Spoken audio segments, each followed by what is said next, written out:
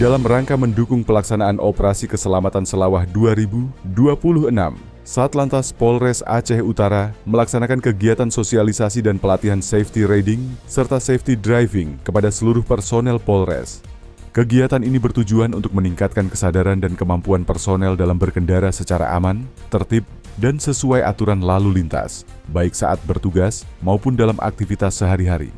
Melalui pelatihan ini, personel Polres Aceh Utara diharapkan mampu meminimalkan risiko kecelakaan serta menjadi teladan disiplin berlalu lintas bagi masyarakat.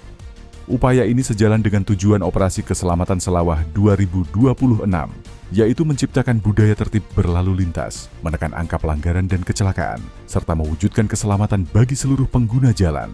Perhatikan dalam berkendara salah satunya adalah menggunakan helm. Jangan lupa klik, sampaikan kepada keluarga kita.